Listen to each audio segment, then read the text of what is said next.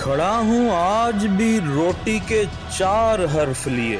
سوال یہ ہے کہ کتابوں نے کیا دیا مجھ کو، اور ڈسٹرکٹ فوڈ کنٹرولرز کے حساب کتاب اور کھاتوں میں تو گندم کی فراوانی ہے شہر میں، مگر پورے لاہور میں آٹے کی ویرانی ہے.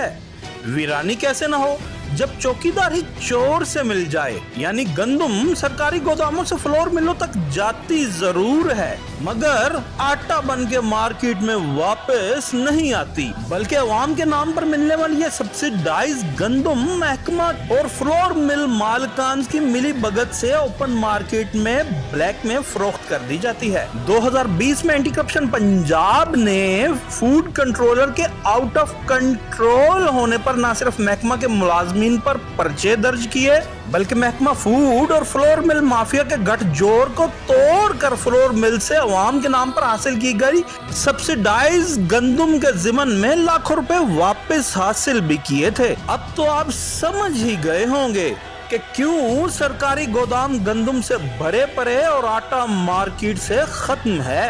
ماضی قریب میں ڈسٹرکٹ فوڈ کنٹرولرز اور مل مافیا کے اسکرپ گٹھ جوڑ کو سابق ڈپٹی ڈائریکٹر شکیل بھٹی کے دور میں بھی توڑا گیا، اور فلور ملز پر محکمہ کی طرف سے کی گئی خلاف ضابطہ عنایات کے ضمن میں کم و بیش 1 کروڑ روپے کی رقم بازیاب بھی کروائی گئی. مگر صد افسوس کہ محکمہ کے ملوث افسران کے خلاف کوئی خاص کاروائی نہ ہوئی. اسی طرح 2018-19 میں فوڈ کنٹرولر 2 لاہور نے فلور مل سے پنجاب سیل ٹیکس اور انکم ٹیکس کی مد میں 2 کروڑ روپے سے زائد رقم نہ کاٹی اور قومی خزانہ کو بھاری نقصان پہنچایا.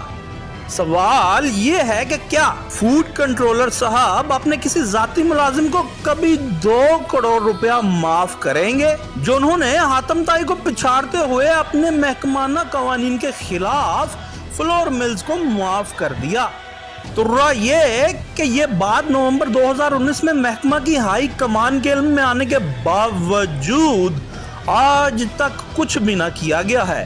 اب تو آپ ضرور سمجھ ہی گئے ہوں گے کہ محکمہ فوڈ سے گندم فلور ملوں کو جاری ہونے کے بعد بھی آٹا آپ کی پہنچ سے کیوں دور ہے، کیونکہ محکمہ اور فلور ملز مالکان کی قربت بہت قریب ہے.